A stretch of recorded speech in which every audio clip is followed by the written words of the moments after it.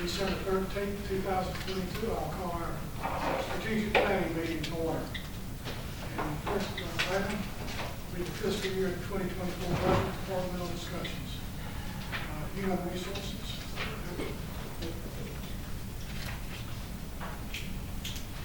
Good afternoon, Mayor, Council.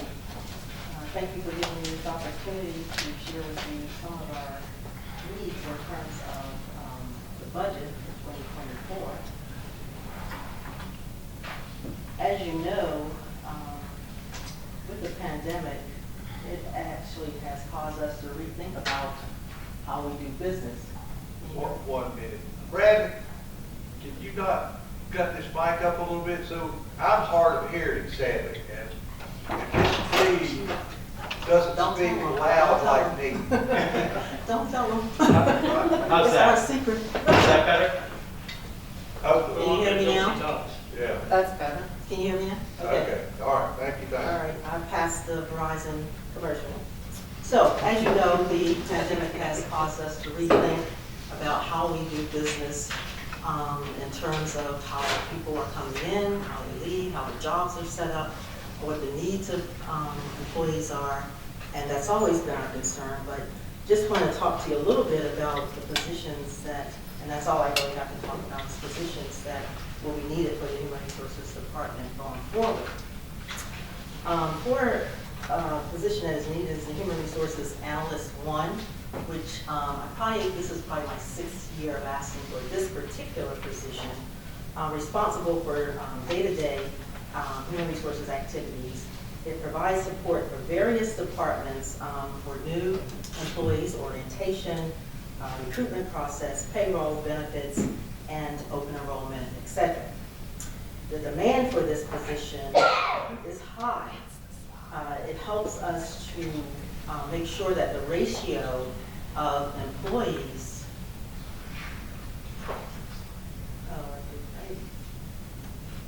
okay, thank you for the instructions. It helps the ratio of employees decrease in terms of currently the required number of HR employees should have 100 or less that they're responsible for. We're currently at one employee from HR for 186 employees. And so it really kind of forces you to juggle really fastly when you want to spend quality time with each employee. So this HR analyst, as I mentioned, I had asked about this many different times. And so that's going to be important for us to at least get another HR analyst. And also, the cost to house that analyst would be about $6,670. Looking for an office space, which we have people that will be moving out of the city hall, but if I couldn't find a space anywhere that an employee could sit and operate, whether we get a space for ourselves or they could rotate, but we really need the position to be able to help us, and we'll try to figure out the housing at a little later date.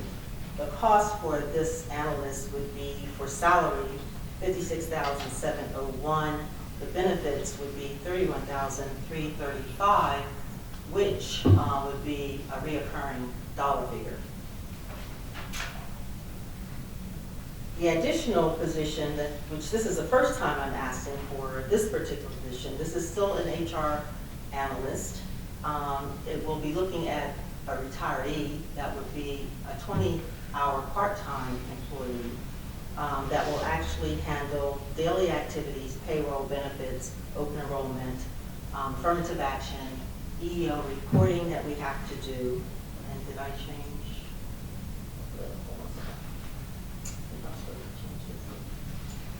And also, this would help transition historical information from a new position to someone who's retiring, and also be able to help with the training prospect of a new person coming in.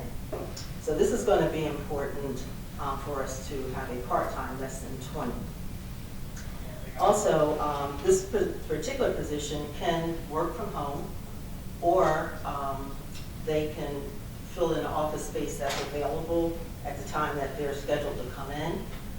The salary for this position is $44,814, and the benefits is $3,428, and that will be a reoccurring for the part-time position. One of the things in terms of the pandemic, for us to rethink programs that are important to the operation of human resources is that we deal a lot in compliance with navigating laws and regulations, and you have to spend time and have enough manpower to be able to handle those requirements. Recruiting the best talent, which is getting even more difficult with what we're going through. Employee retention, workplace diversity, overcoming software issues. We've made changes to our software, which we have to regroup to try to narrow that down and streamline it, which has been a little difficult for us. And training and compliance, compensation and benefits. Also, our turnover rate right now for full-time FTE is 9.8%.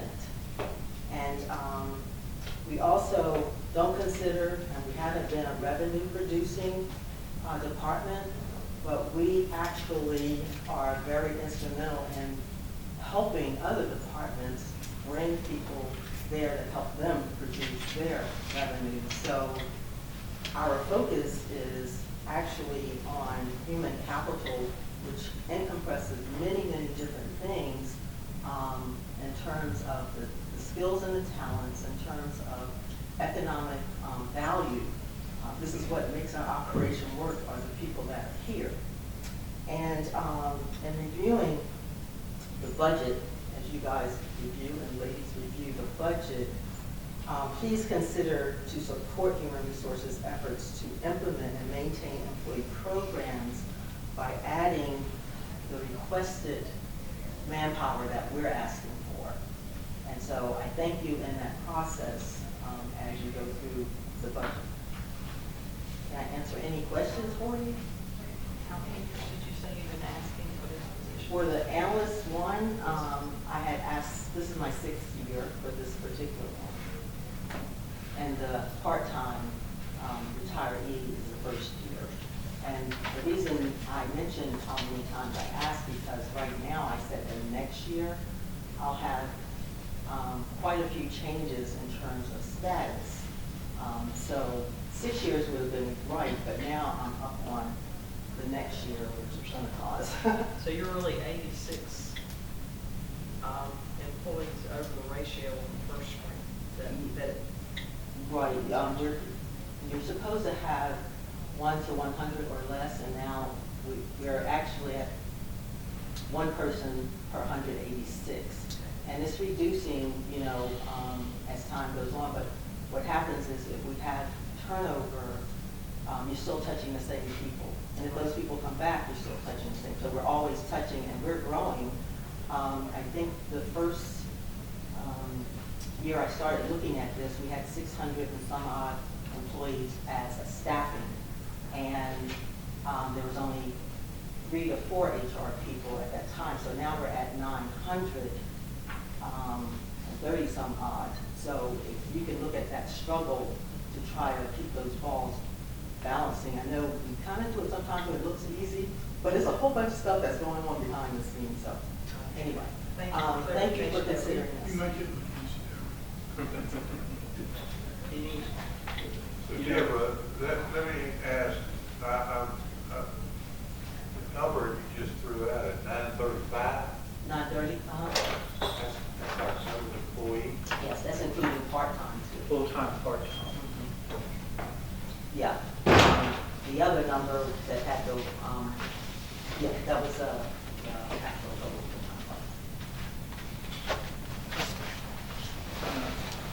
If I can, as last year, this is the beginning of the budget process. We'll hear from all the departments, and I'd like us to use this to kind of help develop priorities, needs, Right. Yeah, I get it. so that we can merge staffing or needs of departments with the priorities of council. So discussion would be helpful, questions, any other ideas or thoughts also. This is the first of several. We'll hear from 3 departments at each strategic meeting, and any other item that we might need to squeeze in. That's why the meetings are starting at 4. So we have a little bit of extra time for the discussion. I get it.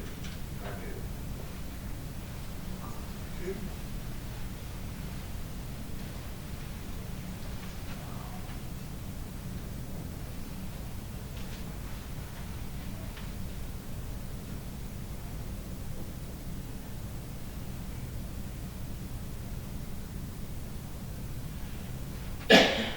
Is the one with our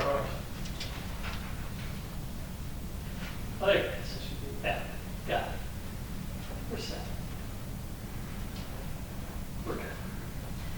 All right, this is going to be, for those that were here and heard this before, it's actually going to be a very simple, very short presentation. First off, when you look at the base budget and what was deferred, well, the items we requested were not deferred. We didn't have any deferrals. Our primary costs as our part of our budget are personnel expenses for the 2 members of the office, and then also for the various budget items such as our outside counsel fees and other items such as that. So there are no items that were deferred. In terms of capital improvements, new initiatives, one of the great things about being a group of lawyers is you don't really have a lot in the way of capital improvements you have to deal with. So we have no capital improvements or initiatives that were needed that were then pushed aside. And in terms of personnel, this is where we would occasionally have potential issue. We have no personnel needs identified.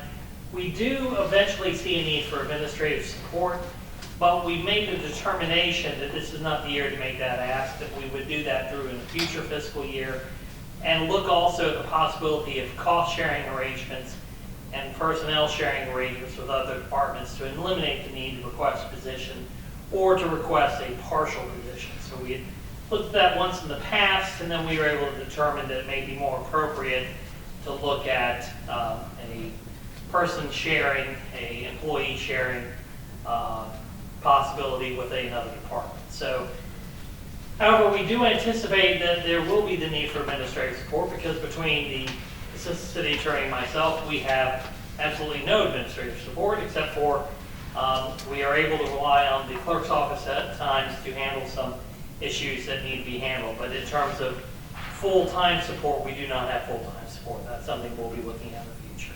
Happy to answer any questions. So I'm going to anticipate there may not be much in the way of questions.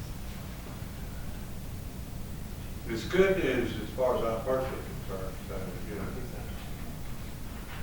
I understand the administrative support, and out of curiosity, would the clerk's office be sort of a person that might be best to work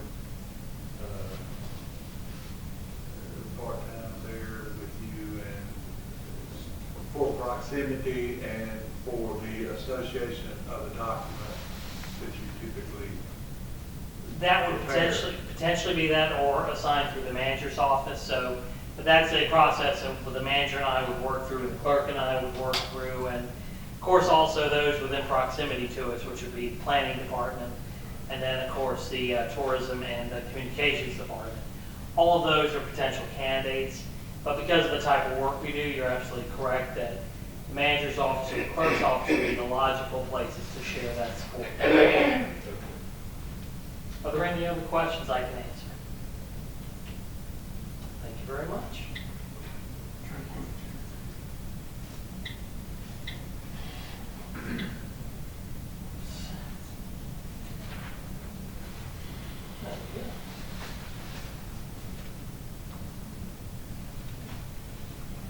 I'll turn it over to the manager and the mayor. Turn it over to Peter Fox.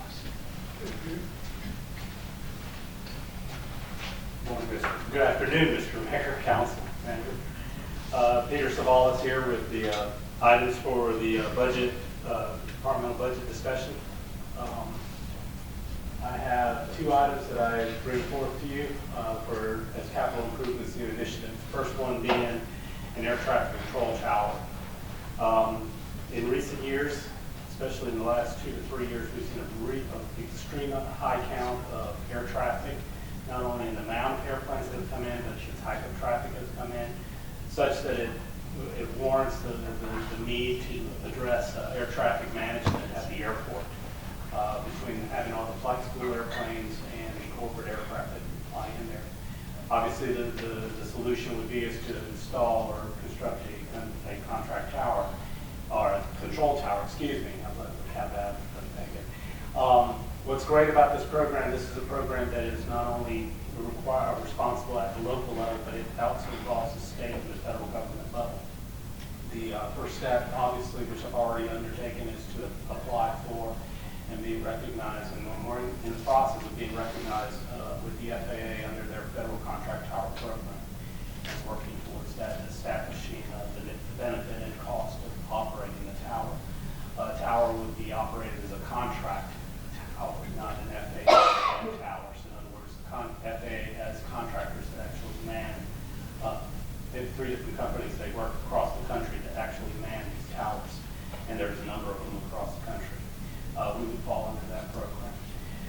The other item that I'm working with the FAA, and I've gotten assistance from the city's finance department and the manager himself, is to apply for a fully funded grant to fund the construction of the tower. With the recent, last couple of years with the bipartisan infrastructure law, there's funding available for 100% funding of towers. So I've applied for that. That's been applied for, and we wait to hear the answer, where we stand in that reference. Saying all that, I still have to bring it through you guys first locally at the local level. The value of the tower. The tower would, the whole project would cost approximately $4.7 million, $4.8 million. It would take over a year to construct in terms of getting the design, bidding, and all that. We'll address the way to do it, obviously, once we get into the program, but first we got to line up the funding, which is what I'm trying to do. The tower itself would be similar, the management of the facility would be similar to the way we manage the customs building, where the tower would be turned over to the FAA for their operation. We would still be responsible for the utilities. Therefore, there is a recurring cost we estimate to be about approximately $20,000. That's about the equivalent of what we take to operate the customs building right now. So that's the one project initiative that I have. And then the second one that I have is a replacement of the aircraft refueling truck that we have with the vehicles. Yes, sir. Peter, if you don't mind, before you move on to this next item, you say you've applied. Is there a typical time frame or that you might find out about that grant, or would it be? Yes, sir. Good question. Right now, the deadline was this past week, and they would notify us, I would think, probably in the early spring if the funding was available. May of 2023. Okay, good. Okay. And that's 100%. Again, yes, that's sir. Reemphasize that is 100% of fully funded. Unlike the typical grants that we receive from the FAA, which are 90-10 splits, this would be 100% funded. Do you have an idea of what our chances are? How many other people are applying? How large the pool of money is? It's a nationwide call for the applications, and if we don't get the funding this year, there's again opportunities will come again every year through 2026. So. Peter, with the FAA paying for the air traffic controllers, that means they also set hours for use of that, I would think. Yes, they do, but they would base it on typically the number of the hours of operations when we have. Right now, our busiest periods of time is running around from about 7 in the morning till about 8 at night, which is a very good, decent hour of operation. Isn't it going to take about somewhere around 10 years before the FAA approves to be able to use this? No, sir. Actually, depending on this benefit cost analysis that they do, they will determine at what point how much would be funded in that. And that also determines by the number of hours. It's a whole package, a holistic package, you could say, that they review everything for the benefits. So they set the hours. They take in all that information. I've shared information on the air traffic counts we have out there already, the types, how many, what time of days the airport is busiest and everything like that. All that gets into consideration. They weigh that against the cost of the tower itself, the manning of the tower, and how many people need to be in the tower at any given time to operate the tower. What's the phrase? I think the program Councilman Gonzalez is talking about is one where Concord is actually started, and that's called a what kind of tower? That's the federal contract tower program. And then what's the other type? Well, it's a fully shared, a fully funded share, or cost share. I think they're talking about, and correct me, Lynn, this is the remote.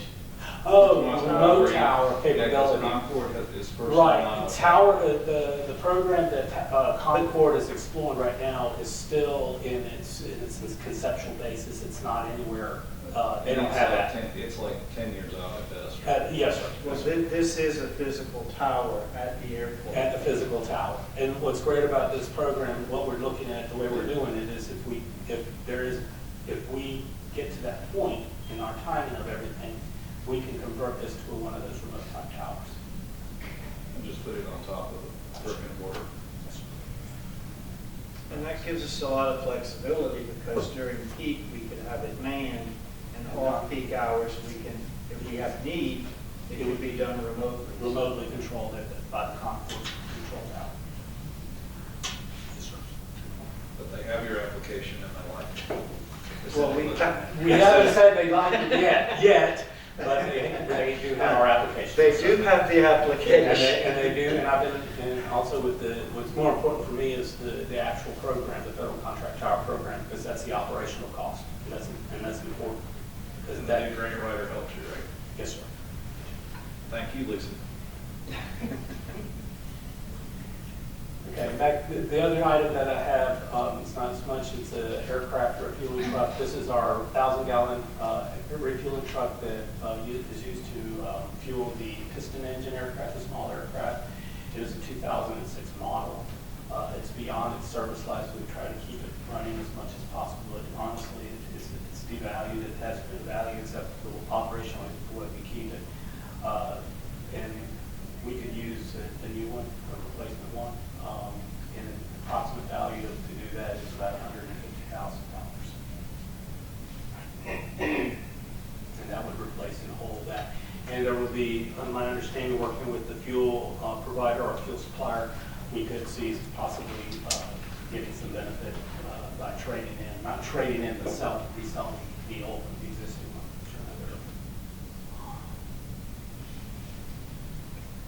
Those are the two items that I have. My priorities are tower and then the refueling. If there's not any questions, this concludes my presentation. Any questions? Thank you, Mayor. Thank you. Legislative agenda for the 2023 General Assembly, all session. Thank you, Mayor. And for the newer members, you may not be aware that as part of the job description that the council approved years ago, the legislative agenda is an item that works with my office. We don't have a designated, we don't have a specific lobbyist. We've not retained a lobbyist for local needs in a while. So what we do is that it comes through my office. So what we did, as the staff report knows, is that we asked departments and also members of council to provide any suggestions or requests that they would need related to municipal legislative goals. Now, just for everyone's understanding, it's a two-year session, a biennium, that we believe is scheduled to begin around January the 11th. What happens typically is that the General Assembly meets They formally elect their leaders, although I think the caucuses have elected their leaders, and that typically the whole General Assembly will stick with that. So you'll end up with Tim Moore as the Speaker once again, Phil Berger as the Senate Majority Leader, while the Lieutenant Governor is technically the presiding officer of the Senate. The real work is done by the Majority Leader's office. And then, of course, also those in the minority are also set as well. I believe Ron Reeves will again serve as and Dan Blue will again serve in those positions.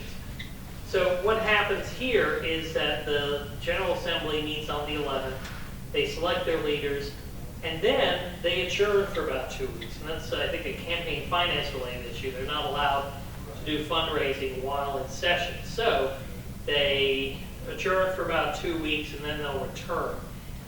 So that means that we have a bit of time to determine what your legislative goals are. So during the 2-year session, the first year is the long session because while it begins in January, it's slated to go through usually July to August. Then the second session, the short session, will convene at a date determined by the leadership of the General Assembly, but sometimes it's later in the year, as late as spring. And then it really is there to help pass the budget and do any other matters that need to be, that were carried over from the long session. In fact, the way it worked last year is the long session went all the way to about December of this past year. So it was one of those rare times to where there was no real break between the long session and the short session.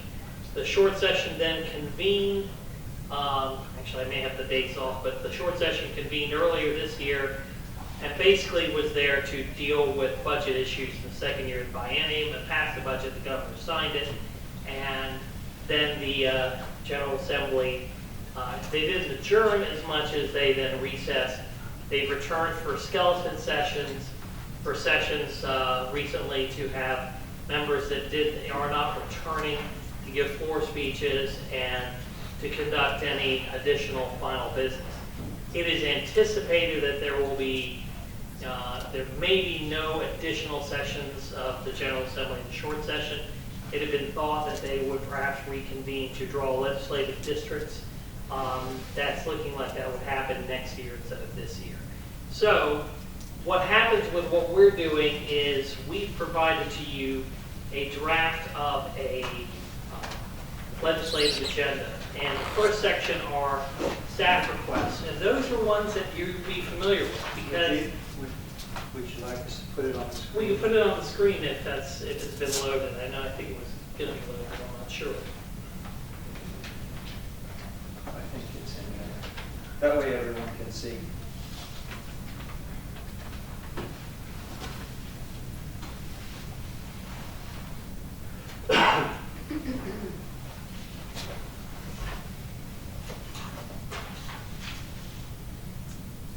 If it's there, Bradley, let's just work it from there.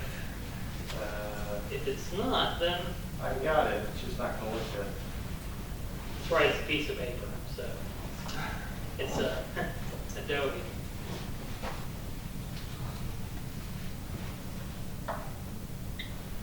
All right. Let's start with that one. Get it down there.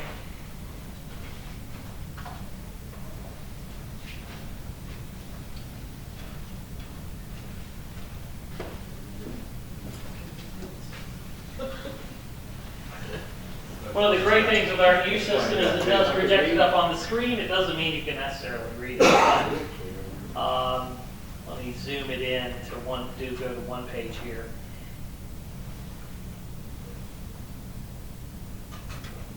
Whoops. Oh, Little my focus went into there play. we go.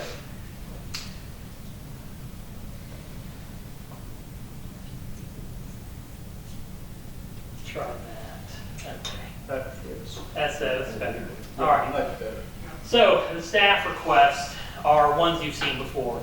Protection of municipal assets. While there are no current threats to our assets, this has been an issue that's been going on for years. For example, many of you may remember the attempt by the General Assembly to take control of the Charlotte Douglas International Airport away from Charlotte and put it in the hands of a authority. That is something that is potentially out there. Water and sewer system in Nashville, that was taken, the control was attempted to be taken away. Those challenges, those issues ended up being challenged in court, and the cities involved have maintained control of their assets. But we are making sure to make clear to our delegation that we do continue to oppose legislation that interferes with local ownership of local assets. There was a plan a couple of years ago to try to create water and sewer authorities that would forcibly take control. We were able to help oppose it.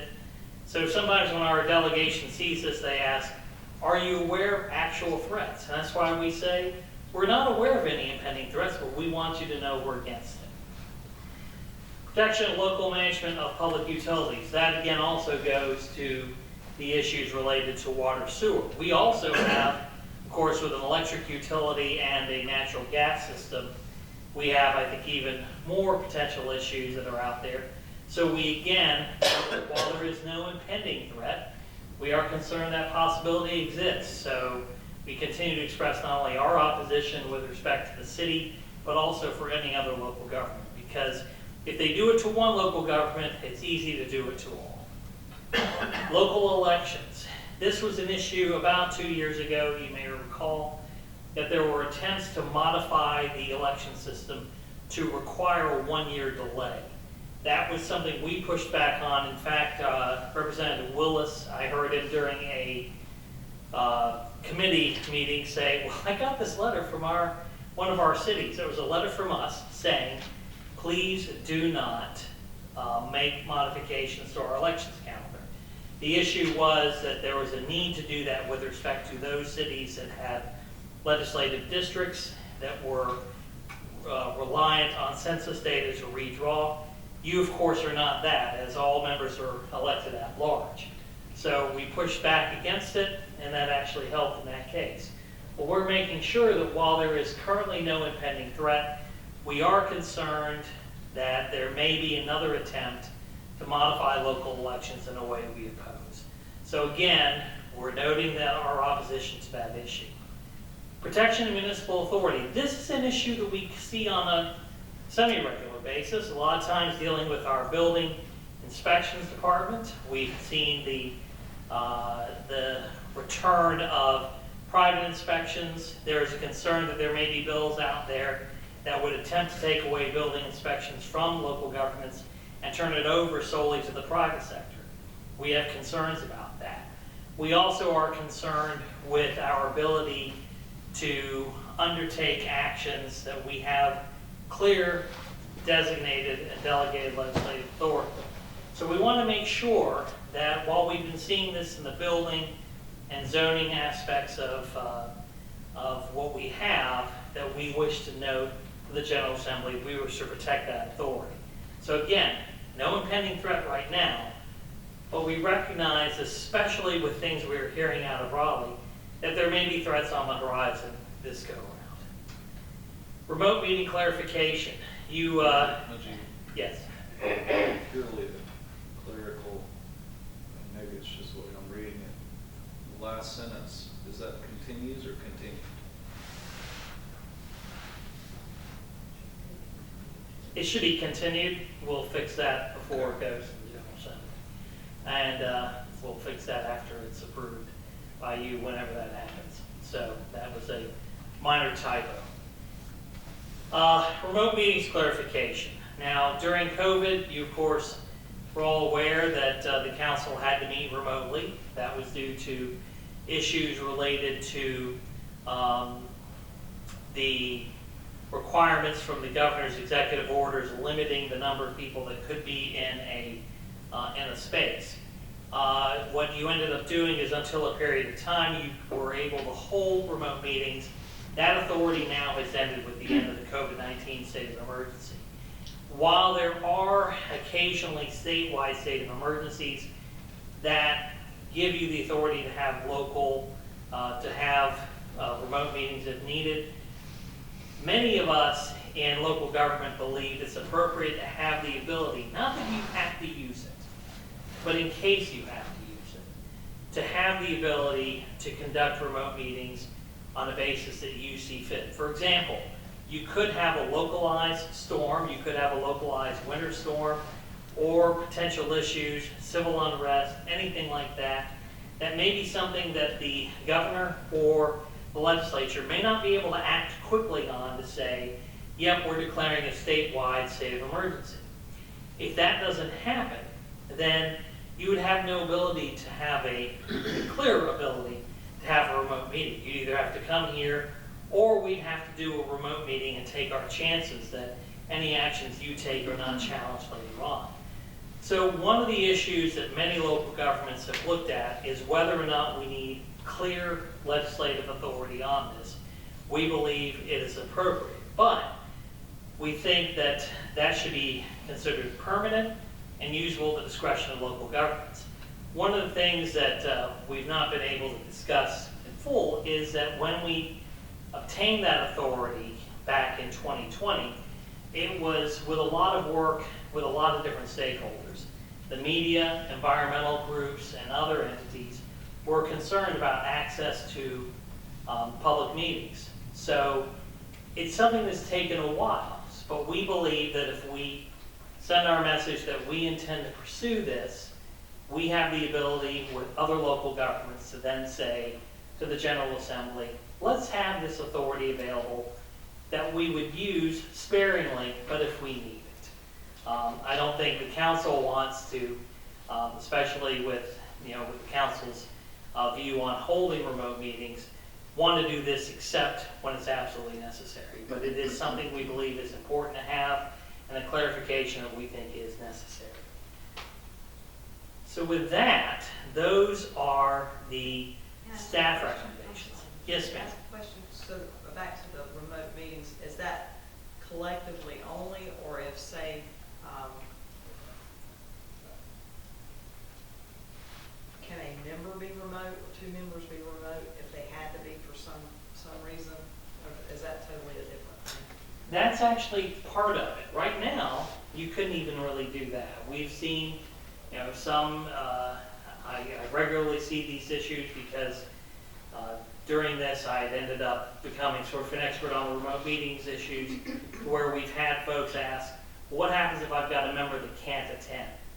And I've said, look, it depends on your risk tolerance. Now, if we get this authority, and then there's a need to have a member or two members not be present, we can do this in a way that would allow us to make it work. And in fact, one of the things, as you notice, the fact with the screens now at your desk, the fact that I believe, if I am correct, Bradley, that we are live streaming the meeting, we now have some more abilities that we did not have during the prior pandemic. So we would be able to do this on an easier basis if needed.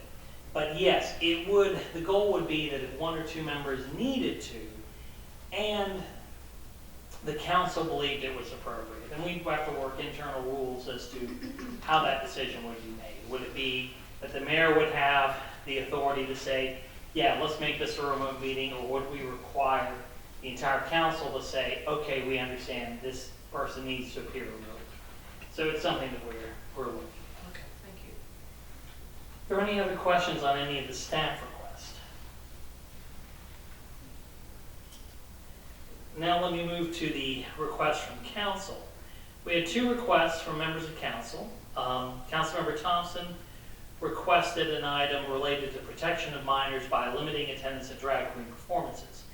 The statement in the action item is that to establish drag queen performances as adult entertainment at adult establishments. Placing those performances in that category would require those performances to fall under adult entertainment guidelines. North Carolina does regulate adult establishments, and what we would end up doing, if this is something you approved and we pursued this with our delegation, is likely changes to Article 26A of Chapter 14 of the North Carolina General Statutes, which would then place those performances as something that could be considered adult entertainment, and then allow for restrictions as needed. One of the things that I know I've discussed with Councilmember Thompson is what we had heard during the last year was 2 states were considering looking at that, Texas and Florida. Based on my discussions with folks from both Texas and Florida, at that time, no one had been able to determine how to do that. It did not move forward. In Texas, we are aware now that in the last few weeks, a member of the General Assembly there put a bill forward. They've not started any sort of process that would deal with it. However, I think there are some concerns with that bill because the individual suggests that if someone is performing who is performing in a way that is not conforming to the gender they were assigned at birth, that would be potentially adult entertainment. I would note that when Shakespeare's productions, plays were originally performed and the women's parts were played by men, that could be an issue that could be dealt with. That would potentially come under the proposal. So we don't know if the Texas proposal has any sort of legs or is a way for North Carolina to look at. But the only proposal that we are aware of that has been submitted by a General Assembly is that one in Texas, which we don't know if it's going forward. But that is the proposal that Councilmember Thompson made, presenting it to you as well. And so if you were to approve it, it would be that the council supports efforts to protect minors by classifying drag queen performances as adult entertainment. Then the next item is one suggested by Mayor Holloway. And this is related to a Senate initiative to remove the prohibition on medical marijuana and permit its use in North Carolina. And during the last 2 years, Rules Committee Chair Bill Rabin, who is one of the more influential and powerful members of the General Assembly on the Republican side, introduced a bill that would permit the introduction of medical marijuana in North Carolina. Now, it would have allowed it to be used for certain conditions: cancer, epilepsy, Parkinson's disease, multiple sclerosis, PTSD, and other comparable debilitating conditions. It had limited it to 10 providers. Each would be able to operate 4 dispensaries across the state. They would go through an application process. Now, what happened is this bill did pass the Senate. In fact, I believe when we were at the town estate dinner last year, it was either on the verge of passing or had passed, but it was stalled in the House. And so it was potentially the subject of negotiation between the House and Senate. It did not move forward, though. But given the potential for medical marijuana to relieve debilitating conditions, supporting the initiative may be helpful if Senator Rabin returns and brings that back, and if it goes forward. We've not discussed that yet with the delegation because we want to make sure first that we had your input as to what you want to do. So if you were to approve it, it would be that we would support efforts similar to the former bill, Senate Bill 711, to permit the introduction of medical marijuana in North Carolina. And with that, those are the staff and council requested items in the legislative agenda. I'm happy to answer any questions you might have. In terms of a time frame for approval, you could approve it this evening if you wished. You also have the opportunity to take your time and wait. And the reason I say it may be appropriate to take your time and wait is the General Assembly is only starting back on January the 11th.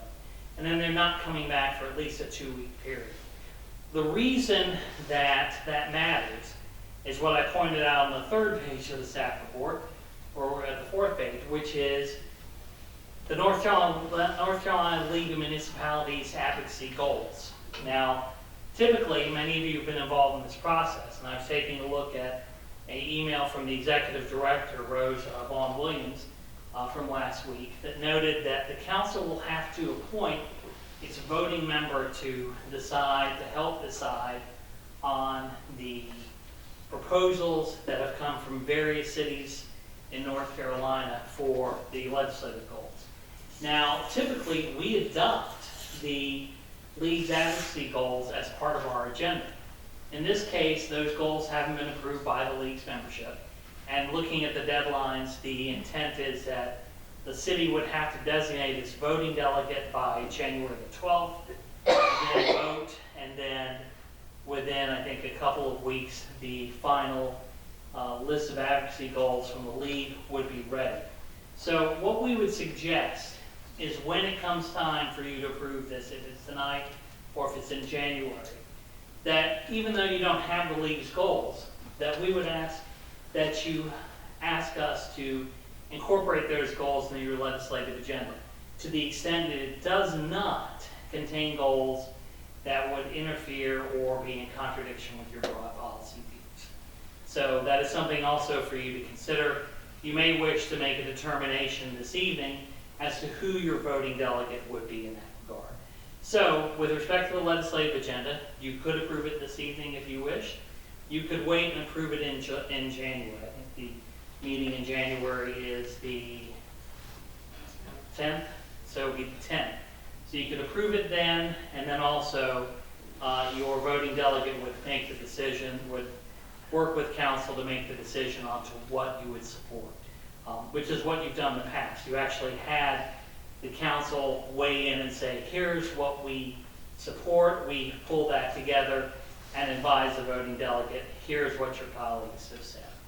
I'm happy to answer any questions you may have on the agenda, the time frame, and any other aspect of the upcoming biennium. If we approve this tonight, could we add to it but then did at the next meeting, if anyone else had anything to add, or was this set in stone? No, you can. In fact, we have sometimes come to you during the process, during the session, and asked you to add additional goals based on things. So you have that ability. If I may, something that occurred to me when you were going through the protections of our authority and stuff, something that's come up at council meetings with different public hearings and developments, and it was a big topic at one of the National League things that I attended, was the corporate buying of homes for rental. And this is a big issue in the Atlanta area. That's where it's most prevalent. I don't know if we want to add something on this legislative agenda to give us some authority to maybe regulate that or something. I know we do it kind of at a percentage within the deed or something. Well, we don't. What you do is what you've done typically, and all of you may remember, is that you've asked the developer to make it part of their homeowners association covenants, because we cannot make that requirement. We cannot say you can only have X percentage rental, but if we can get them in terms of some of the rezonings you do, ask them to do it that way. And that was a lot of the discussion that, a lot of this was coming from home rule, which we are not. Which we don't have. Which we are not. And I think we're handling it in a way that most are through our zoning ordinances and code enforcement, strengthening those as we need to. But it was just something I wanted to mention. And you could, and I would note that it is an item that I cannot say that it would be supported by the General Assembly. However, if you wish to put it on the agenda and have it considered, it can be an item that we can at least make an argument for, although to be direct, I'm not optimistic. Yeah, I mean, I'm not either. I just wanted to, it's been a recurring theme in a lot of discussion. Sorry, are you saying we really don't have the authority to do that? Is that what you're? We don't. We really don't. I mean, the only thing you've been able to do is during the conditional district rezoning is request that the developer make it part of the covenants for the HOA. And they can do that. In fact, some homeowners associations in the area have made changes to make modifications in terms of what could be rented, not, could they sell it to a corporate owner? They sell it to, but that's a thing for them. In terms of, we don't have that authority currently. North Carolina doesn't have that authority on the books. That would be something the General Assembly would have to put out there if it wished to do it. And with their other kind of takings, if you will, I don't think that'd be an authority they'd be willing to grant us with their other. They took away a lot of the authority as regulating materials and different things in some of our developments, so. We can make the request. We know it may not be successful, but sometimes you have to take a chance. We can regulate locations of bed and breakfast still, correct? We can locate issues with respect from a zoning perspective. But not Airbnb. Well, an Airbnb, no, because that actually has been the subject of litigation. Wilmington attempted to limit those severely, and Wilmington lost badly. So Wilmington and Asheville are both in that position where Airbnbs are not subject to local regulation. It is unfortunate.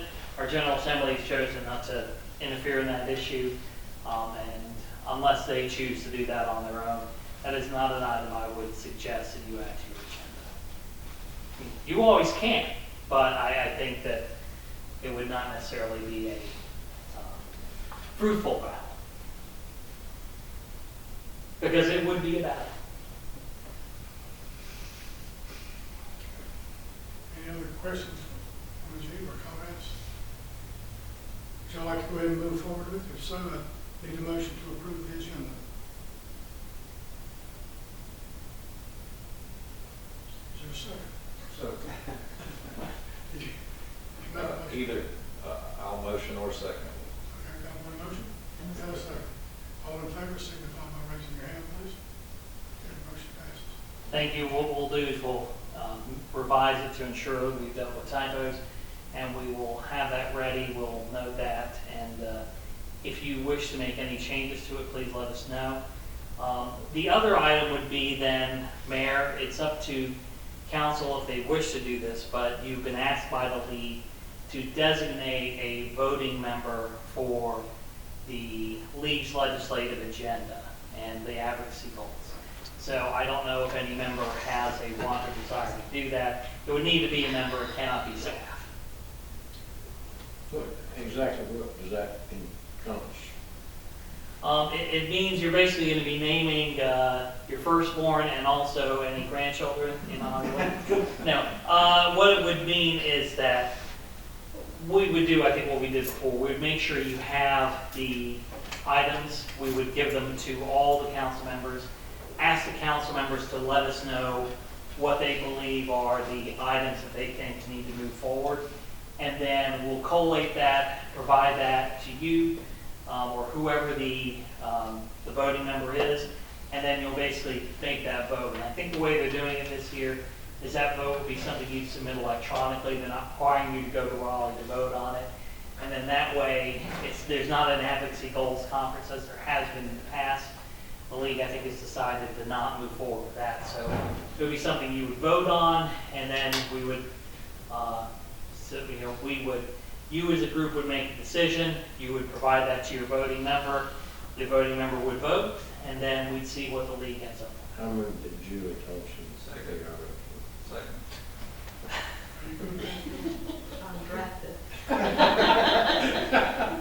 You can always you can always refuse to induction, but We just do that by consensus. you can do that by consensus if you wish. Although actually, I think given the fact this is your legislative agenda, while we would normally be happy with consensus, I think for purposes of anyone raising the question of the city's support, we would request a vote.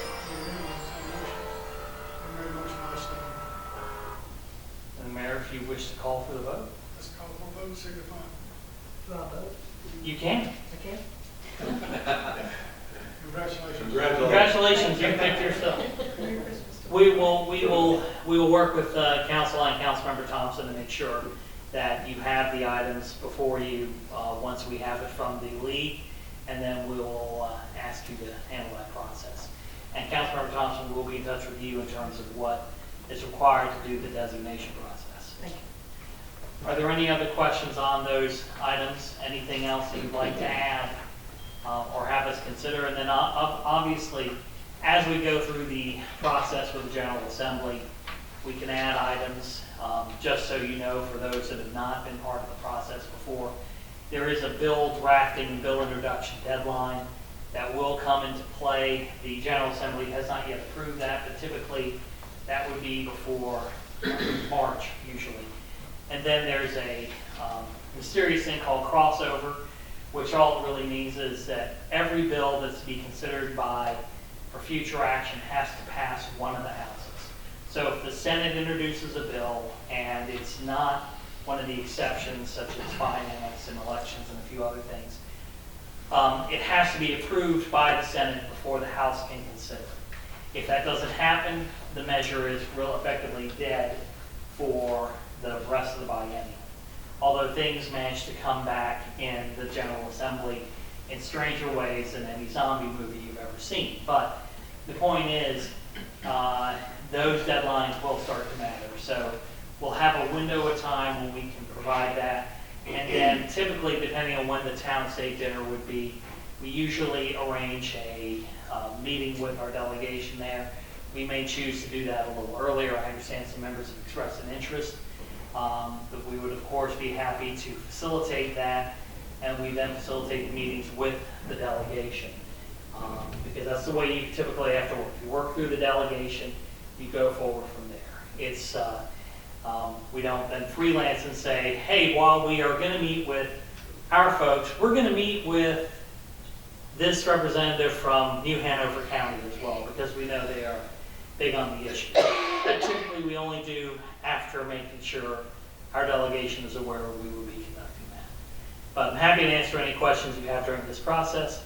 Thank you for your approval of the agenda. And Do we need to make any plans to attend as a group? not yet. We don't know when, if town and state, when town and state would happen. We typically would do that. But if members would like to put something together, what we would urge you is you would need the consensus of your colleagues. This is a matter where you want to make sure that any representatives that go to Raleigh are speaking for the council and not, I just decided I was going to be in Raleigh and I'm going to go make visits. So that would be something that we can talk about as we get closer to the session starting. We could all go. You can all go. And then what we would do is we would note that for purposes of quorum, that we would just provide a notice saying that the council will be traveling to and we'll be there. Now, not that would mean that folks would want to ride. They have to get their own rides. And we would tell them where we would be, but that would be pretty much it. But that's perfectly normal. Any other questions? Thank you very much. Thank you. If no other questions, I will now recess this meeting until the original meeting at 6 o'clock on a regular scheduled meeting.